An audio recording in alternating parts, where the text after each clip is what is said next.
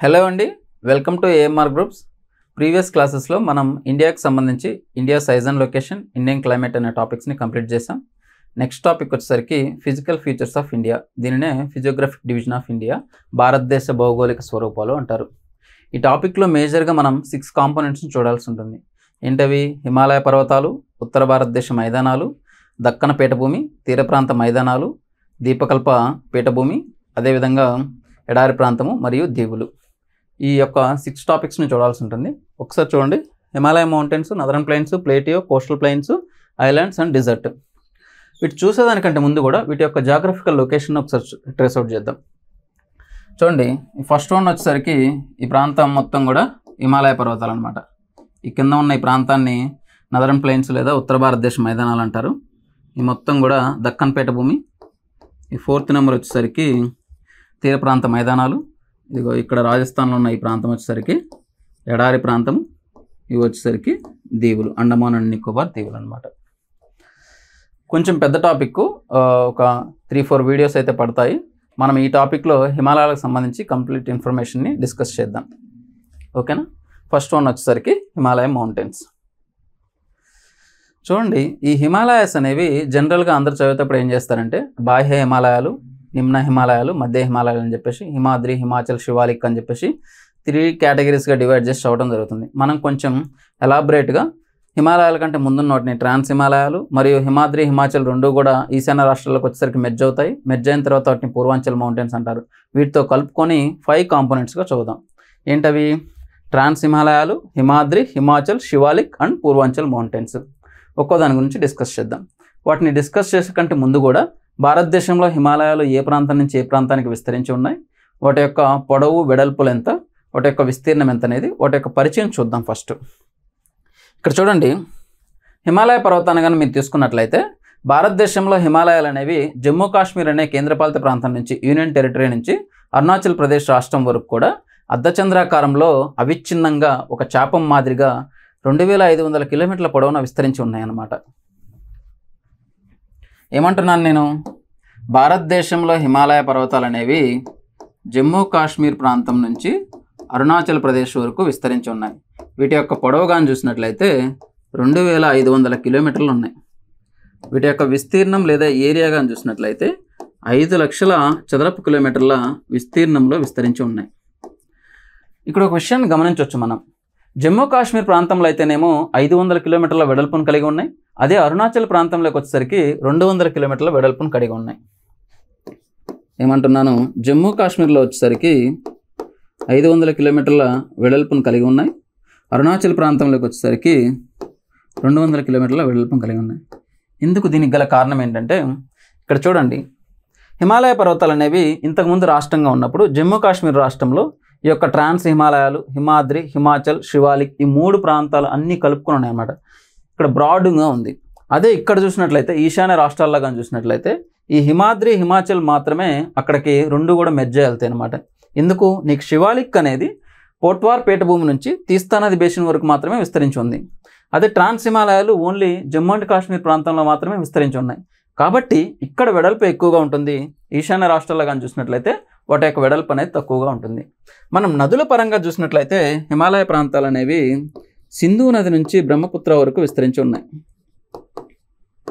సింధు నది టు బ్రహ్మపుత్ర ఈ నదుల మధ్య విస్తరించి ఉన్నాయి. మీకు రివర్ సిస్టమ్ కానీ గుర్తున్నట్లయితే ఈ యొక్క సింధు అనేది ఇక్కడ మానస సరోవర్ అనే ప్రాంతంలో, రాకాసి సరస్సు అనే ప్రాంతంలో స్టార్ట్ అయ్యి ఇట్లా భారతదేశం మీదుగా ప్రవహిస్తూ ఇక్కడున్న పాకిస్తాన్లో ఉన్న కరాచీ దగ్గర వెళ్ళి కలవటం జరుగుతుంది. అదేవిధంగా బ్రహ్మపుత్ర తీసుకున్నా కూడా అంతే. బ్రహ్మపుత్ర కూడా ఈ టిబెట్ ప్రాంతంలో, కైలాసగిరి పర్వతాల్లో ఈ యొక్క మానస సరోవర్ అనే ప్రాంతానికి దగ్గరలో ప్రవహిస్తూ అక్కడ నుంచి అరుణాచల్ ప్రదేశ్, అక్కడ నుంచి అస్సాంలోకి వస్తూ బంగ్లాదేశ్లోకి వెళ్ళి ఈ యొక్క గంగానదితో కలిసి బంగాళాఖాతంలో కలవటం జరుగుతుంది. కాబట్టి పర్వతాల పరంగా కానీ చూసినట్లయితే భారతదేశంలో హిమాలయాలు ఏ నదుల మధ్య విస్తరించి ఉన్నాయంటే సింధు నది నుంచి బ్రహ్మపుత్ర నది వరకు విస్తరించి ఉన్నాయి. ఇది హిమాలయాలకు సంబంధించిన ఇంట్రడక్షన్, పరిచయం అన్నమాట. సో మనం ఆల్రెడీ చెప్పాం కదా, ఈ హిమాలయ పర్వతాలని 5 కాంపోనెంట్స్గా డివైడ్ చేసి చదువుతామని. ట్రాన్స్ హిమాలయాలు, Himadri, Himachal and Shivalik and Purvanchal mountains. First one వచ్చేసరికి ట్రాన్స్ హిమాలయాలు అనమాట. ఈ ట్రాన్స్ హిమాలయాలు కేవలం భారతదేశానికి మాత్రమే పరిమితం కాకుండా మన దేశంతో పాటుగా ఇతర 3 దేశాల్లో విస్తరించడం జరిగింది. అంటే ఈ మొత్తం యొక్క ట్రాన్స్ హిమాలయాస్ అనేవి తజికిస్తాన్లోని పామీర్ నాట్ నుంచి 3 దేశాల్లోకి విస్తరించడం జరిగింది. ఏంటవి? ఆఫ్ఘనిస్తాను, పాకిస్తాను, చైనా మరియు భారతదేశం అన్నమాట.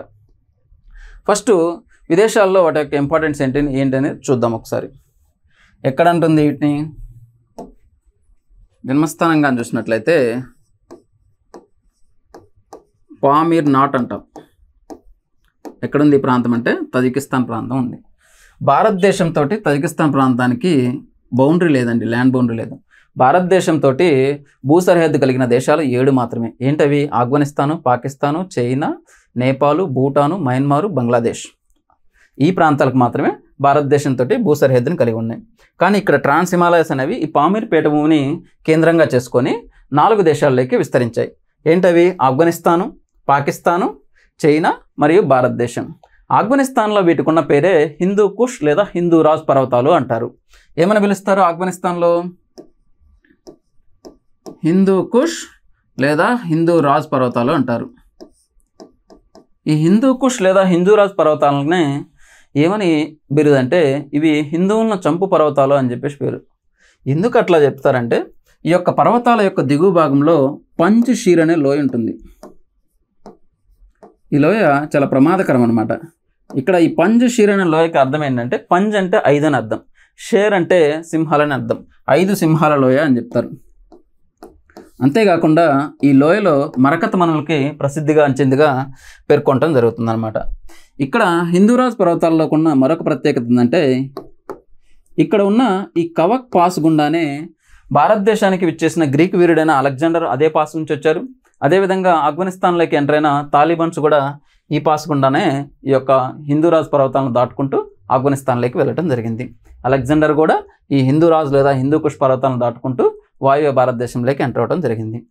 అది ట్రాన్స్ హిమాలయాల్లో ఆఫ్ఘనిస్తాన్కి సంబంధించిన అంశాలు. ఇక నెక్స్ట్ పాకిస్తాన్లోకి కానీ చూసినట్లయితే పాకిస్తాన్లో ఈ శ్రేణి అనేది 2 శ్రేణులుగా డివైడ్ చేసి చదువుతాం అనమాట. ఒకటి వచ్చేసి సులేమాన్ పర్వతాలు, రెండో వచ్చేసి కీర్తహాన్ పర్వతాలు. సులేమాన్ పర్వతాలు అని చెప్పేసి పిలుస్తాము. రెండోది కీర్తహర్ పర్వతాలు అంటారు. ఈ సులేమాన్ పర్వతాల్లో విస్తరించి ఉన్న ప్రముఖ కనుమ ఏంటంటే ఖైబర్ పాస్. ఇక్కడ కీర్తహర్ పర్వతాల్లో ఉన్న ప్రముఖ కనుమ బోలాన్ పాస్. నేను ఆల్రెడీ చాలా సందర్భాల్లో చెప్పడం జరిగింది. కనుమ అంటే 2 పర్వతాల మధ్య ఉన్న రహదారి మార్గాన్నే కనుమ అని చెప్పేసి పిలుస్తారనమాట. తర్వాత చైనాలోకి వచ్చేసరికి చైనాలో వీటికి గల పేరేంటంటే టియాన్షాన్ పర్వతాలు అంటారు. టియాన్షాన్ పర్వతాలు అని చెప్తాం. టిబెట్ ప్రాంతంలోకి వచ్చేసరికి కుండ్లున్ పర్వతాలు అంటారు. ఈ నేమ్స్ చాలా ఇంపార్టెంట్. చాలాసార్లు ఎగ్జామ్లో క్వశ్చన్ అడగడం జరిగింది. ట్రాన్స్ హిమాలయాల్ని ఆఫ్ఘనిస్తాన్లో ఏమని పిలుస్తారు, ట్రాన్స్ హిమాలయాన్ని పాకిస్తాన్లో ఏమని పిలుస్తారు, ఇట్లా డిఫరెంట్ నేమ్స్తో అడుగుతారనమాట. ఒకసారి చూడండి. ట్రాన్స్ హిమాలయాన్ని ఆఫ్ఘనిస్తాన్లోకి వచ్చేసరికి హిందూ కుష్ లేదా హిందూరాజ్ పర్వతాలు అంటారు. పాకిస్తాన్లోకి వచ్చేసరికి సులేమాన్ లేదా కీర్తహర్ పర్వతాలు అంటారు. అదే చైనా ప్రాంతంలోకి వచ్చేసరికి టియాన్షాన్ పర్వతాలు అంటారు. ఇక్కడ టిబెట్ ప్రాంతంలోకి వచ్చేసరికి కుండ్లున్ పర్వతాలు అంటారు. ఈ పేర్లు చాలా ఇంపార్టెంట్. అక్కడ వెళ్తున్న పాసెస్ అనేవి చాలా ఇంపార్టెంట్. దేన్ని బేస్ చేసుకుని వెళ్తున్నాయి? పామీర్ పీఠభూమి నుంచి. అదే భారతదేశంలోకి వచ్చేసరికి ఈ యొక్క ట్రాన్స్ హిమాలయాలు 3 పర్వత శ్రేణులుగా విభజించడం జరిగింది. అది మొదటిది వచ్చేసరికి కారకోరం రేంజి, సెకండ్ వచ్చేసరికి లదాఖ్ రేంజి, థర్డ్ వన్ వచ్చేసరికి Zanskar range. Very very important. Karakoram range, రెండోది వచ్చేసరికి లదాఖ్ రేంజి, మూడోది వచ్చేసరికి జస్కార్ రేంజ్ అనమాట. ఒక్కో దాని గురించి క్లియర్గా చూద్దాం. ఫస్ట్ది కానీ చూసినట్లయితే కారకోరం శ్రేణి అనమాట. చూడండి, ఈ కారకోరం అనే పదాన్ని ఫస్ట్ డీకోడ్ చేద్దాం. కారకోరం అంటే అర్థం ఏంటంటే బ్లాక్ గ్రావెల్స్ అని చెప్పేసి అర్థం అనమాట. Back bone of high Asia అని కూడా పిలుస్తారు వీటిని భారతదేశంలో వీటికి గల పేర్లు ఏంటంటే కృష్ణగిరి పర్వతాలు అంటారు. ఇక్కడ ఉన్న ఎత్తైన ప్రముఖ శిఖరము K2 శిఖరం. చూడండి, కారకోరానికి గల పేరేంటంటే back bone of high Asia.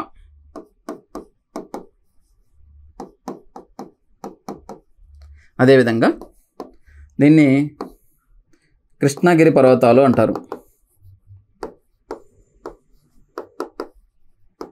Krishnagiri పర్వతాలను పిలుస్తుంది. ఇక్కడ ఉన్న ఎత్తైన శిఖరం వచ్చేసరికి K2 శిఖరం.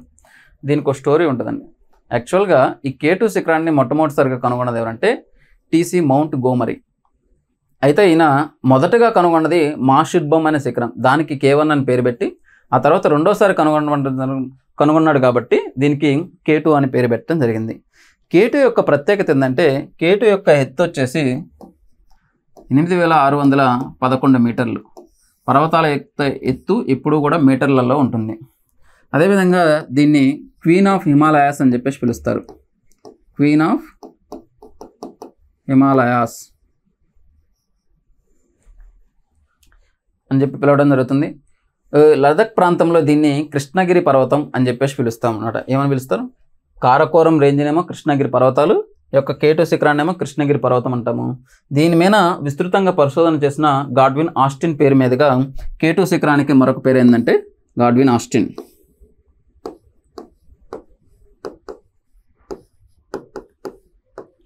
ఇవన్నీ కూడా చాలా చాలా ఇంపార్టెంట్, డిఫరెంట్ ఎగ్జామ్స్లో క్వశ్చన్స్గా రావటం జరిగిందనమాట. నెక్స్ట్ ఈ కారకోరం శ్రేణిలో ఉన్న ప్రముఖమైన హిమనీనదాలు వచ్చేసరికి సియాచిన్ హిమనీనదం, బాల్టోరా హిమనీనదం. ఏంటవి? సియాచిన్ హిమనీనదం,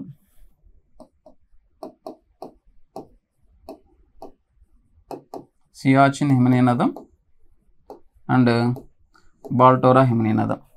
ఒకసారి దీని యొక్క జాగ్రఫికల్ లొకేషన్ చూడండి. కారకోరం రేంజ్ అనేది ఏ ప్రాంతం నుంచి ఏ ప్రాంతం వరకు ఉంది నేను ఆల్రెడీ చెప్పున్నాను. ఇక్కడ వచ్చేసరికి పామిర్ నాట్ అనే పీఠభూమి నుంచి, ఇది వచ్చేసరికి సింధు నది ఉపనది అయిన షోక్ నది, ఈ షోక్ నది వరకు 600 కిలోమీటర్ల పొడవుతోటి విస్తరించడం జరిగిందనమాట.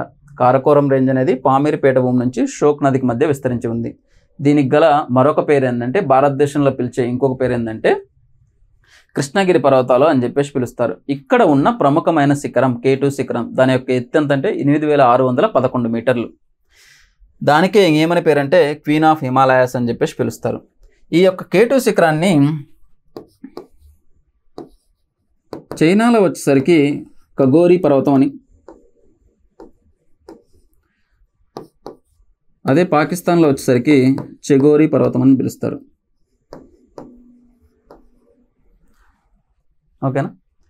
తర్వాత ఈ కారకోరం రేంజ్లో ఉన్న ఇంపార్టెంట్ పాసెస్ ఏంటివి, ప్రముఖమైన కనుమలు ఏంటివి? Kilik Dawan pass, Khunjerab pass, Aghil pass, Jongla pass. ఇవి ఇంపార్టెంట్ ముఖ్యమైన పాసెస్ అన్నమాట.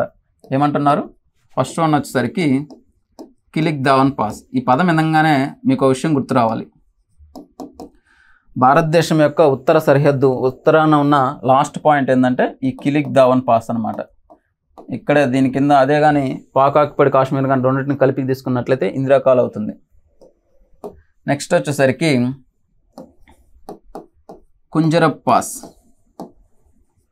థర్డ్ వన్ వచ్చేసరికి ఆగిల్ పాస్.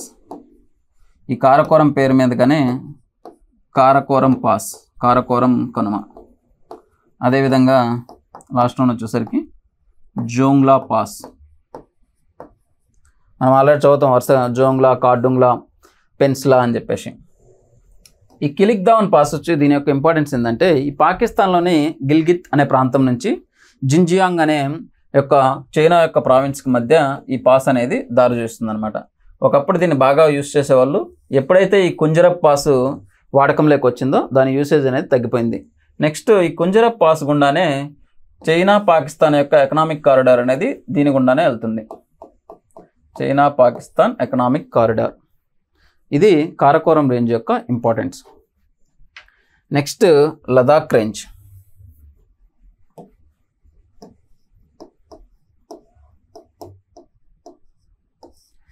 దీని యొక్క జాగ్రఫికల్ లొకేషన్ కానీ చూసినట్లయితే షోక్ రివర్ నుంచి సింధు నదికి మధ్య విస్తరించి ఉంది.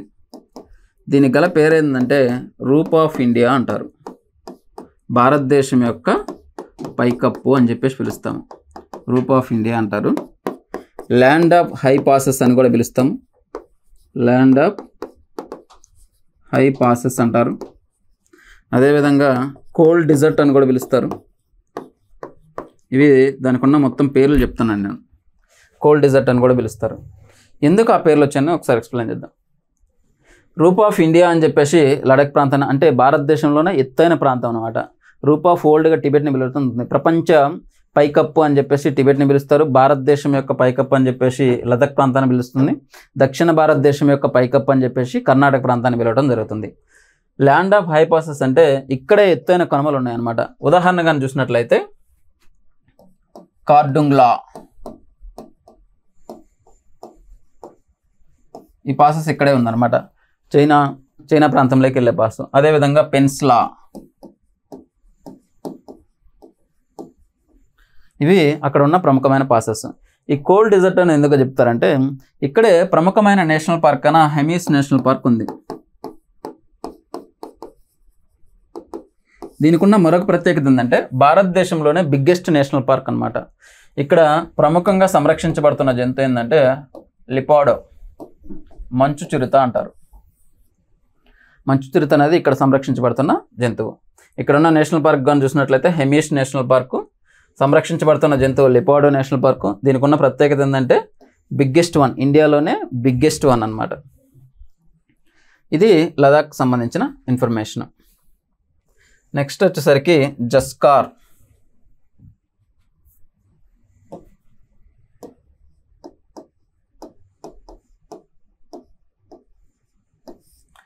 ఈ జస్కార్ని కానీ చూసినట్లయితే ఇది జమ్మూ అండ్ కాశ్మీర్కి మరియు అదేవిధంగా లదాఖ్కు మధ్య విస్తరించి ఉందన్నమాట.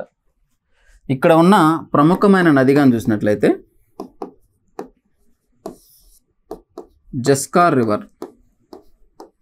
ఇది శీతాకాలంలో గడ్డగట్టడం జరుగుతుంది. ఈ గడ్డగట్టిన ఈ నది పైన స్కేటింగ్ అనేది చేస్తారనమాట. ఐస్ స్కేటింగ్ అనేది చేయడం జరుగుతుంది. ఇప్పుడు అదేవిధంగా ఇప్పుడు లదాఖ్ ప్రాంతంలో కానీ తీసుకున్నట్లయితే అక్కడ ఈ నూబ్రా నది అని చెప్పేసి సియాచిల్ గ్లాషియర్ నుంచి ప్రవహిస్తూ ఉంటుంది.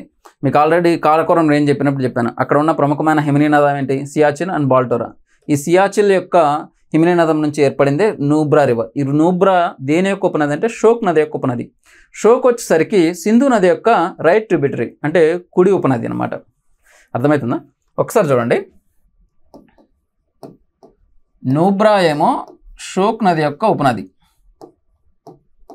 షోక్ వచ్చేసరికి సింధు యొక్క రైట్ బ్యాంక్ ట్రిబ్యూటరీ. ఈ నూబ్రా అనేది ఎక్కడి నుంచి పుడుతుందంటే సియాచిల్ గ్లాషియర్ నుంచి పుడుతుంది. ఇది పాక్ ఆక్యుపైడ్ కాశ్మీర్లో ఉంది, రైటా?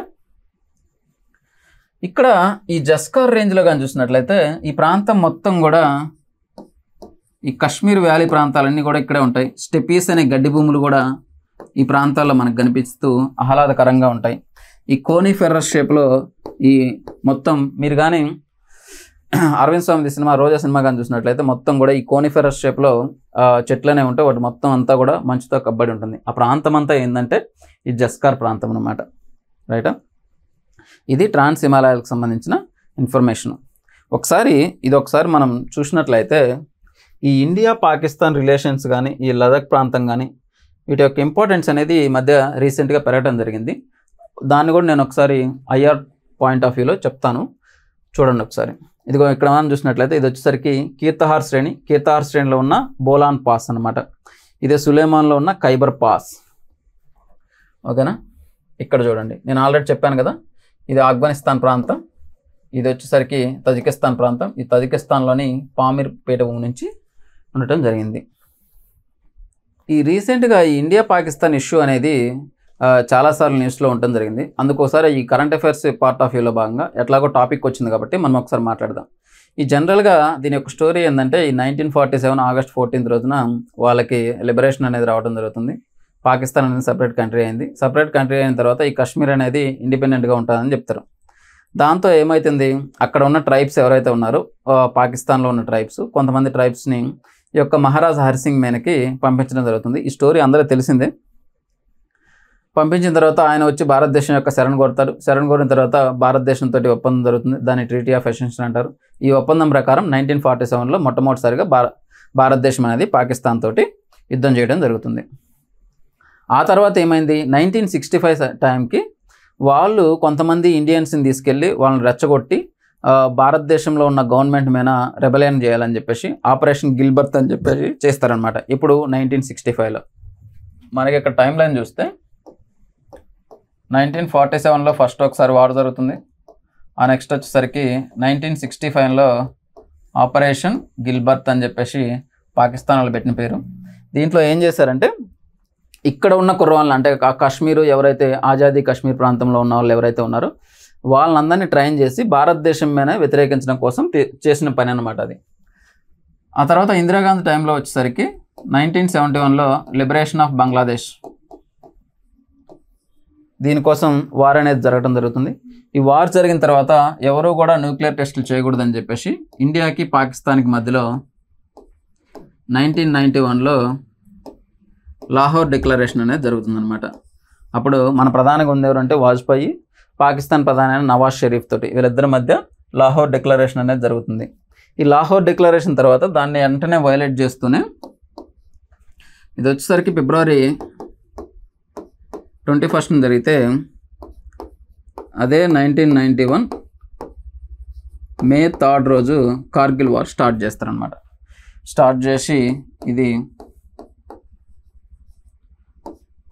జూలై 26కి ముగుస్తుంది. కాబట్టి ఈ జూలై 26ని విజయ్ దివాస్, కార్గిల్ విజయ్ దివాస్గా పేర్కొంటాం. నిన్నే కదా జరిగింది, వెరీ వెరీ ఇంపార్టెంట్ అనమాట. కార్గిల్ విజయ్ దివాస్ యొక్క డేట్ ఇంపార్టెంట్, జూలై 26 1991లో. ఆ తర్వాత ఏమైంది,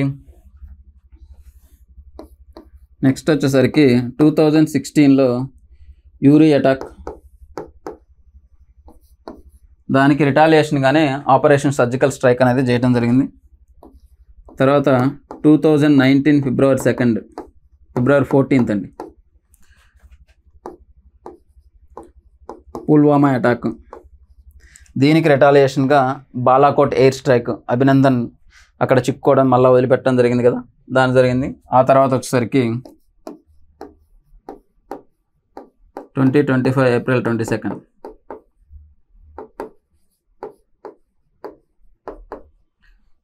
పహల్గామా అటాక్ అనమాట. దీనికి రిటాలియేషన్గా చేసిందే ఆపరేషన్ సింధూర్. ఇవి భారతదేశానికి పాకిస్తాన్కి మధ్య జరిగిన ఇంపార్టెంట్ వార్స్ అనమాట. ఇవి మనకి ఐఆర్ పాయింట్ ఆఫ్ వ్యూలో, జనరల్ జీకే పాయింట్ ఆఫ్ వ్యూలో ఇంపార్టెంట్. కానీ మనం జాగ్రఫికల్గా చూసినట్లయితే ఈ భారతదేశానికి పాకిస్తాన్కి మధ్య గీసిన ఈ యొక్క రేఖను ఏమంటారంటే రాట్క్లిఫ్ రేఖ అంటారు. బ్రిటిష్ వాళ్ళు గీసిన ఈ రేఖని రాట్క్లిఫ్ రేఖ అంటారు. ఎప్పుడైతే ఈ ఫస్ట్లో 1947లో వార్ జరిగిందో వాళ్ళు మొత్తం ఈ ప్రాంతంలోకి రావడం జరిగింది. ఈ ప్రాంతాన్ని అంతా ఆక్రమిస్తే ఈ ప్రాంతాల్లోకి రావడం జరిగింది అనమాట. దీనికి మనం పెట్టిన పేరు ఏంటంటే ఎల్ఓసి, లైన్ ఆఫ్ కంట్రోల్ అని చెప్తాం. యాక్చువల్లీ ఈ లైన్ ఆఫ్ కంట్రోల్ని 3 పార్ట్స్గా చూస్తాం మనం జాగ్రఫికల్గా చూసినట్లయితే. ఇక ఇక్కడ నుంచి ఇక్కడ వరకు ఉన్న ప్రాంతాన్ని మొత్తం కూడా NJ9842 అంటారు. ఈ NJ9842ని యాక్చువల్ గ్రౌండ్ పొజిషన్ లైన్ అంటాం. అదేవిధంగా ఈ ప్రాంతంలో ఈ యొక్క ప్రాంతాన్ని కానీ చూసినట్లయితే IBL అని పిలుస్తారు, ఇంటర్నేషనల్ బార్డర్ లైన్. ఈ 3 అనేవి భారతదేశానికి పాక్ ఆక్యుపైడ్ కాశ్మీర్కి మధ్య ఉన్నవి. IBL ఇంటర్నేషనల్ బార్డర్ లైన్ కానీ, లైన్ ఆఫ్ కంట్రోలర్ కానీ, యాక్చువల్ గ్రౌండ్ పొజిషన్ లైన్ కానీ. కానీ భారతదేశానికి పాకిస్తాన్కి మనకు మధ్య ఉన్న లైన్ ఏంటంటే రాట్క్లిఫ్ లైన్. ఇక్కడ మన కాపలా కాస్తున్న ఫోర్స్ ఎవరంటే బార్డర్ సెక్యూరిటీ ఫోర్స్ అంటారు. ఎవరు? BSF వాళ్ళు. మనకి జనరల్గా 4 ఫోర్సెస్ ఉంటాయి అన్నమాట ఈ సెక్యూరిటీ బార్డర్లో కాసేవాళ్ళు అనమాట. సహస్ర సీమాబల్ అని చెప్పేసి, అస్సాం రైఫిల్స్ అని చెప్పేసి, ఇండో టిబెటియన్ బార్డర్ ఫోర్స్ అని చెప్పేసి. ఈ చైనా టిబెట్ ఈ ప్రాంతానికేమో ఇండో టిబెటియన్ బార్డర్ పోలీసు వాళ్ళు చూస్తారు. తర్వాత ఈ నేపాల్ భూటాన్ ఈ ప్రాంతానికేమో సహస్ర సీమాబల్ చూస్తుంది. ఈ మయన్మార్ ప్రాంతానికి మొత్తానికి కూడా ఈ యొక్క అస్సాం రైఫిల్స్ అనే వాళ్ళు చూస్తారు. వీళ్ళు మాత్రం BSF వాళ్ళు మాత్రం బంగ్లాదేశ్కి మరియు పాకిస్తాన్కి మధ్య కాపలా కాస్తూ ఉంటారు అనమాట. ఇది దానికి సంబంధించిన విషయం. రీసెంట్గా హోమ్ మినిస్టర్ అమిత్ షా ఈ యొక్క లదక్ ప్రాంతాన్ని సందర్శించినప్పుడు ఇంతకుముందు ఈ లడక్ డిస్ట్రిక్ట్లో, ఈ లదక్ యూనియన్ టెరిటరీలో 2 డిస్ట్రిక్ట్స్ మాత్రమే ఉండేవి అనమాట. ఏంటవి? లెహ్ ఒకటి, కార్గిల్ ఒకటి. అయితే ఇప్పుడు ప్రజెంట్ ఏం చేశారంటే అందులో నూతనంగా మరొక 5 డిస్ట్రిక్ట్ని సృష్టించడం జరిగింది. అవి ఏంటి? ద్రాస్,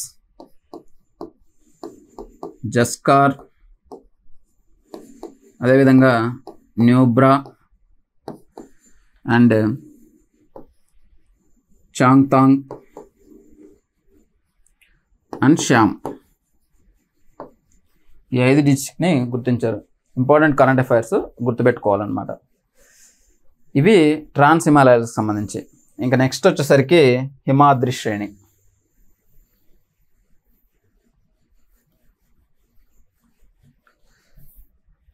ఈ హిమాద్రి శ్రేణి కానీ చూసినట్లయితే ఇది యొక్క కాశ్మీర్ ప్రాంతం నుంచి, అంటే లదాఖ్ కాశ్మీర్ ప్రాంతం నుంచి అరుణాచల్ ప్రదేశ్ వరకు విస్తరించి ఉండటం జరిగిందనమాట. హిమాలయాలకి ఏ ఫీచర్స్ అయితే వర్తిస్తాయో అదే ఫీచర్స్ మోస్ట్లీ వర్తించడం జరుగుతుంది. చూడండి, ఇవి జమ్మూ అండ్ కాశ్మీర్ ప్రాంతం నుంచి కూడా అరుణాచల్ ప్రదేశ్ మధ్య విస్తరించి ఉన్నాయి. వీటి యొక్క సరాసరిగా ఎత్తుగా చూసినట్లయితే 6100 మీటర్లు సరాసరి హైట్ని కలిగి ఉన్నాయి. అంతేవిధంగా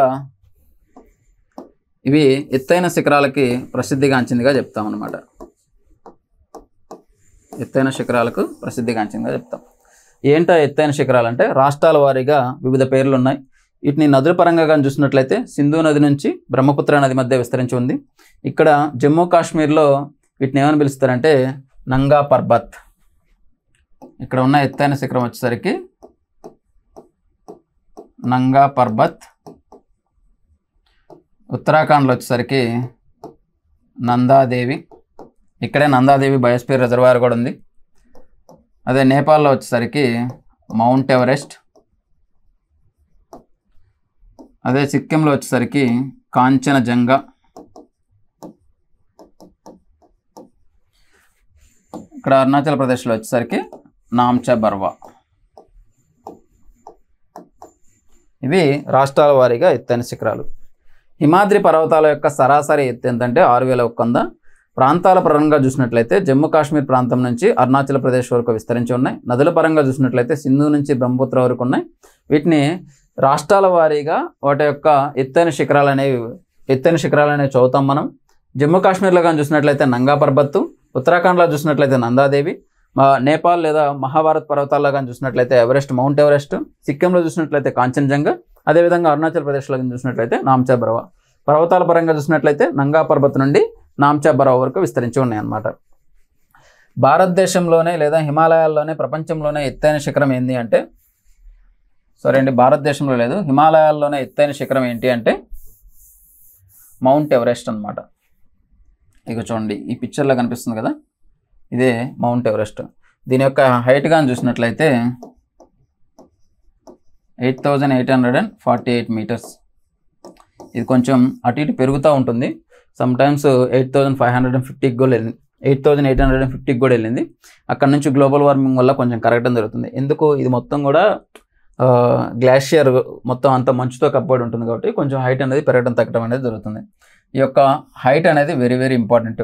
హిమాలయ పర్వతాల్లో ఎత్తైన శిఖరం మౌంట్ ఎవరెస్ట్. దీనికి వివిధ ప్రాంతాల్లో వివిధ పేర్లతో పిలుస్తారు. నేపాల్ ప్రాంతంలో వచ్చేసరికి దీన్ని ఏమంటారంటే సాగర్ మాత అంటారు.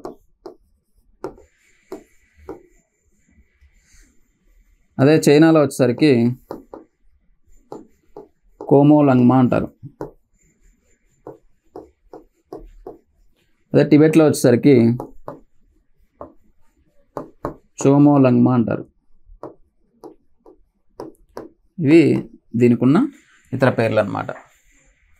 Very very important. పర్వతాల పరంగా కానీ చూసినట్లయితే నంగా పర్వతం నుండి నామ్చా బర్వా వరకు విస్తరించి ఉన్నాయి. ఇక్కడ ఉన్న ఎత్తైన శిఖరం ఏంది, మౌంట్ ఎవరెస్ట్. ఎత్తు ఎంత, 8848 మీటర్స్. నేపాల్లో పిలిచే పేరేంటి, సాగర్ మాత. ఈ క్వశ్చన్ని చాలా ఎగ్జామ్స్లో డిఫరెంట్ టైమ్స్లో చాలాసార్లు అడగటం జరిగింది. నేపాల్లో ఎవరెస్ట్కి ఉన్న పేరేంటని. ఎందుకు దీనికి ఎవరెస్ట్ అని పేరు వచ్చిందంటే, దీనికి జనరల్గా దీనికి ఉన్న పేరు ఏంటంటే పీక్ 15. అయితే దీన్ని జార్జ్ ఎవరెస్ట్ అనే ఆయన కనుగొనడం చేత ఆయన పేరు మీదుగా దీనికి మౌంట్ ఎవరెస్ట్ అని చెప్పేసి పేరు రావడం జరిగింది. అది హిమాద్రికి సంబంధించి. నెక్స్ట్ హిమాచల్. ఈ హిమాచల్ యొక్క సరాసరి ఎత్తుగా చూసినట్లయితే 4500 మీటర్స్ కలిగి ఉంటుంది. ఇవి కూడా జమ్మూ కాశ్మీర్ ప్రాంతం నుంచి అరుణాచల్ ప్రదేశ్ వరకు విస్తరించి ఉన్నాయి. నేను ఆల్రెడీ చెప్పాను కదా, హిమాచల్స్ అనేవి జమ్మూ కాశ్మీర్ నుంచి అరుణాచల్ వరకు విస్తరించున్నాయి. అవి రెండు మెర్జ్ అవుతాయని నార్త్ ఈస్టర్న్ స్టేట్స్లో. అయితే దీనికి ఉన్న ప్రత్యేకత ఏంటంటే, హిమాచల్కి ఉన్న ప్రత్యేకత ఏంటంటే హిల్ స్టేషన్స్కి ప్రసిద్ధి. ఏంటా హిల్ స్టేషన్స్ ప్రముఖంగా ఎక్కడెక్కడ కనిపిస్తాయంటే హిమాచల్ ప్రదేశ్ రాష్ట్రంలోను, అదేవిధంగా ఉత్తరాఖండ్ రాష్ట్రంలోను మరియు వెస్ట్ బెంగాల్ రాష్ట్రంలోను. మీరు క్లియర్గా చూసినట్లయితే వెస్ట్ బెంగాల్ అనేది ఇక్కడ దాకా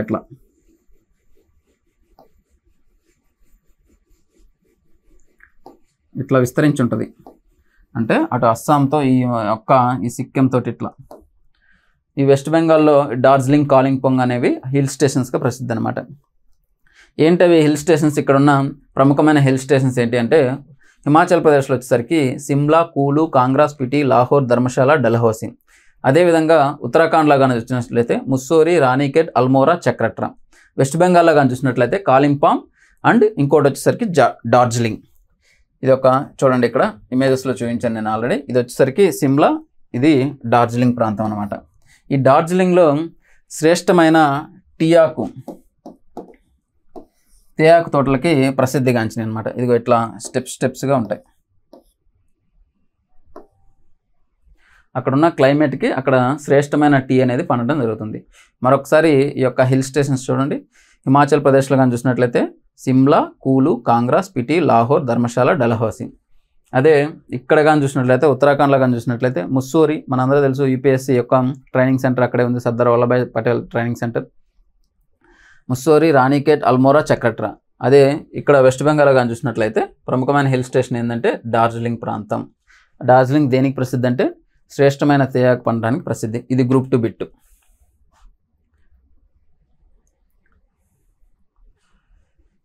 అదేవిధంగా ఈ యొక్క హిమాచల్ శ్రేణుల్ని రాష్ట్రాల వారీగా వివిధ పేర్లతో పిలవడం జరుగుతుంది. అది ఒకసారి చూడండి.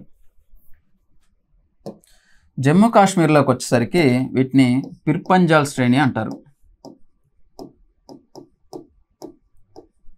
అదే హిమాచల్ ప్రదేశ్లోకి వచ్చేసరికి దౌల్దార్ శ్రేణి అంటారు. ఉత్తరాఖండ్లో వచ్చేసరికి ముస్సోరీ శ్రేణి అంటారు. అదే నేపాల్ ప్రాంతంలోకి వచ్చేసరికి మహాభారత్ పర్వతాలు అంటారు.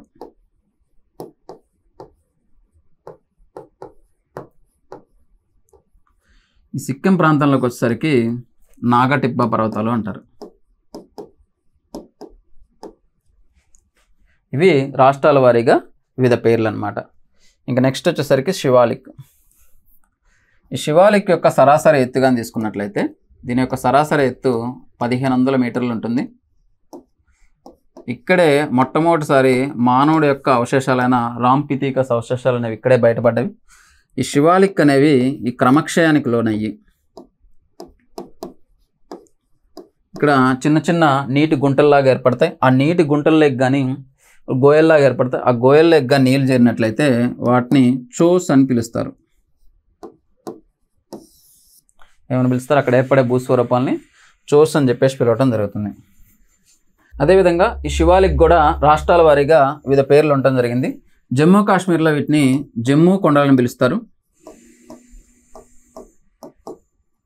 ఉత్తరాఖండ్లో వచ్చేసరికి దూంద్వా కొండలను పిలుస్తాము. ఇక్కడ అరుణాచల్ ప్రదేశ్ ఈ ప్రాంతంలోకి వచ్చేసరికి అబోర్ డోబర్ కొండలని పిలుస్తారు. ఇవి శివాలిక్ ప్రాంతంలో ఉన్న ప్రత్యేకతలు అన్నమాట. ఇంకా నెక్స్ట్ వచ్చేసరికి పూర్వాంచల్ మౌంటైన్స్. నేను ఆల్రెడీ క్లియర్గా చెప్పున్నా ఏంటది, ఈ యొక్క హిమాద్రి శ్రేణి, అదేవిధంగా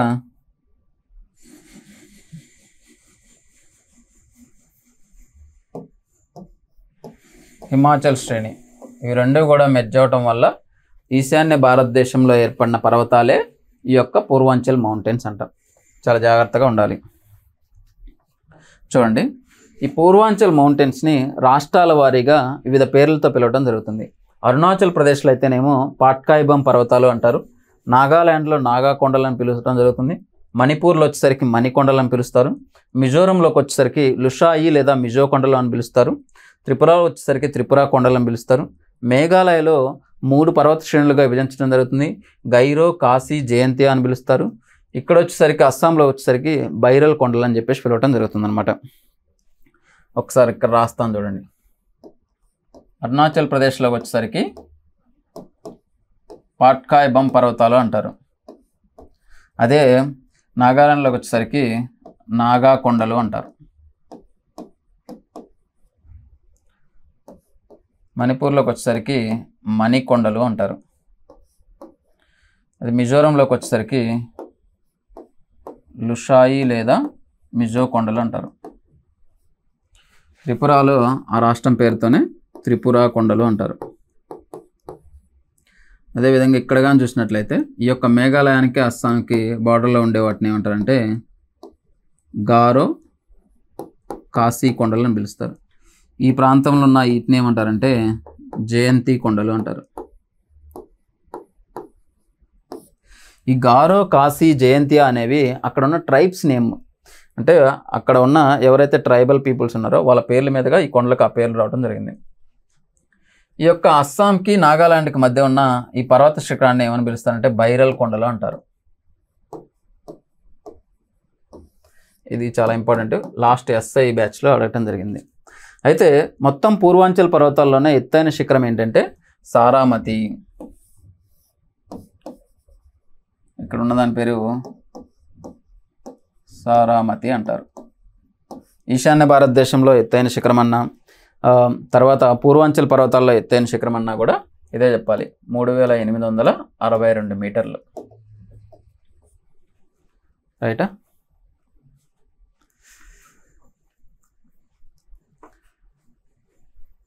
తర్వాత ఇక్కడ ఈ యొక్క ఈశాన్య రాష్ట్రాలకు సంబంధించి కొన్ని ఇంపార్టెంట్స్ ఉంటాయి. ఈ మణిపూర్ స్టేట్లో కానీ తీసుకున్నట్లయితే అక్కడ ఉన్న ప్రముఖమైన నది ఏంటంటే లోక్తక్ సర్స్ అనమాట. కనిపిస్తుందా? ఈ లోక్తక్ సర్స్. ఆ లోక్తక్ సర్స్లో ఉన్న ప్రముఖ నేషనల్ పార్క్ ఏంటంటే కిబుల్ లాంజావో నేషనల్ పార్క్ అన్న. ఇక్కడున్న ప్రముఖమైన సంరక్షించబడుతున్న జంతువు వచ్చేసరికి షాంఘాయ్ డీర్. ఇది ఎండేంజర్ లిస్ట్లో ఉంది. ఈ ఎండేంజర్ లిస్ట్ ఎవరిస్తారంటే ఈ రెడ్ డేటా బుక్ ఇచ్చే వాళ్ళు ఇస్తారు. ఏందది? IUCN, international union for conservation of nature అనమాట. ఎక్కడ ఉంది దీని హెడ్ క్వార్టర్? స్విట్జర్లాండ్లోని గ్లాన్లో ఉందన్నమాట.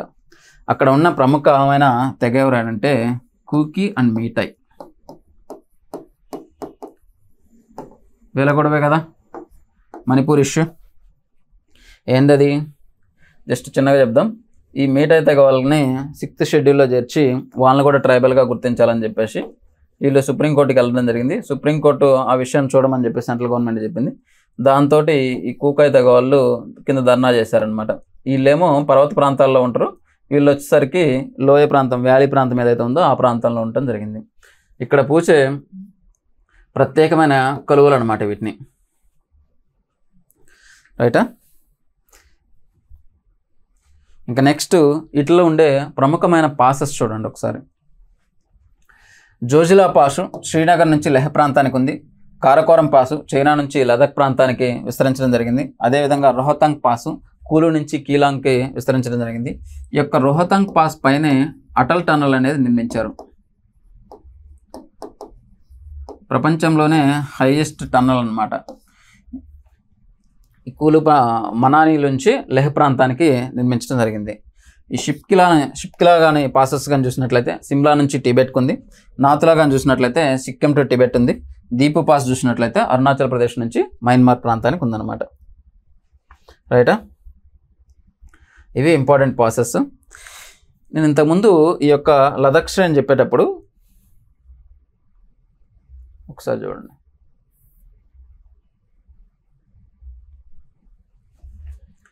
ఇది లదక్ శ్రేణి చెప్పేటప్పుడు దాని యొక్క ఎక్స్టెన్షన్గా టిబెట్లో మరొక శ్రేణి రావటం జరుగుతుంది.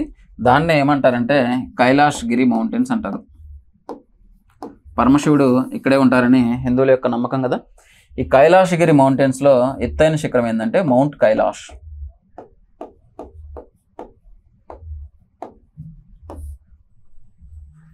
మౌంట్ కైలాష్ అని చెప్పేసి ఉంటాం. దీని యొక్క ఎత్తుగా చూసినట్లయితే 6714 మీటర్లు ఉంటుంది. ఈ మౌంట్ కైలాష్ దగ్గరే ఉన్న 2 ప్రముఖమైన సరస్సులు కానీ చూసినట్లయితే మానస సరోవర్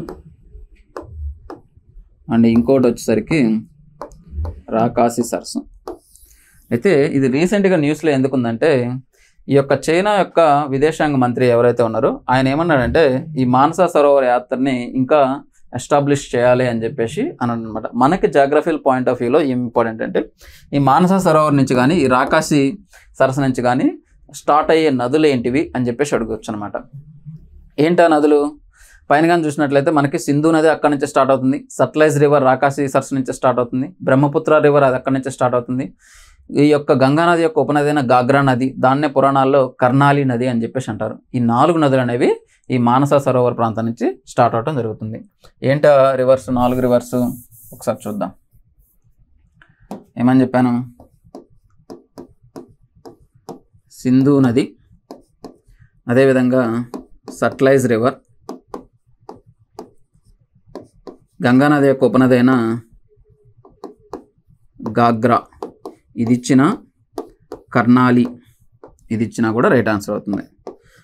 మరొకటి వచ్చేసరికి బ్రహ్మపుత్ర. ఈ 4 రివర్స్ అనేవి ఎక్కడి నుంచి స్టార్ట్ అవుతున్నాయి? మానస సరోవర్ అనే ప్రాంతం నుంచి స్టార్ట్ అవటం జరుగుతుంది అనమాట. ఓకేనా? ఇక లాస్ట్ వచ్చేసరికి నదుల ఆధారంగా హిమాలయాల యొక్క వర్గీకరణ. ఇక్కడ చూడండి, వెరీ ఈజీ టాపిక్. మనకి నదుల మీద కానీ ఐడియా ఉన్నట్లయితే వీటిని ఈజీగా పెట్టేయచ్చు అనమాట. ఏంటది? ఇది వచ్చేసరికి సింధు నది, ఇది సట్లైజ్, ఇది గంగా నది ఉపనది కాళీ నది, ఇది బ్రహ్మపుత్ర యొక్క ఉపనది అయిన తీస్తా నది, ఇది బ్రహ్మపుత్ర యొక్క మెయిన్ స్ట్రీమ్. అంతేనా? ఇక్కడ చూడండి, ఈ సింధు నదికి పైన మొత్తం హిమాలయాలను ఏమని పిలుస్తారంటే కశ్మీర్ హిమాలయాలు అన్నారు. ఏమని పేరు? కశ్మీర్ హిమాలయాలు అన్నారు. ఈ సింధుకి సట్లైజ్కి మధ్య ఉన్న హిమాలయాలని పంజాబ్ హిమాలయాలు అని పిలిచారు. ఈ సట్లైజ్కు కాళీ నదికి మధ్య ఉన్న హిమాలయాల్ని కుమోవున్ హిమాలయాలు అంటారు. ఇది అడిగారండి ఎగ్జామ్లో, కుమోవున్ హిమాలయాలు అని చెప్పేసి అంటే మిగతావి కనిపెట్టడానికి ఈజీగా ఉన్నాయి కదా. ఈ కాళీ నుంచి తీస్తాకు మధ్య ఉన్నది, ఇక్కడ ఉన్న ప్రముఖ దేశం ఏంది? నేపాల్ కదా, నేపాల్ హిమాలయాలు అన్నారు. అదేవిధంగా ఈ తీస్తా నుంచి బ్రహ్మపుత్రకు మధ్య ఉన్న హిమాలయాల్ని అస్సాం హిమాలయాలు అని చెప్పేసి పేర్కొనడం జరిగింది. ఇది హిమాలయాలకు సంబంధించిన క్లియర్ కట్ ఇన్ఫర్మేషన్ అనమాట. Thank you so much.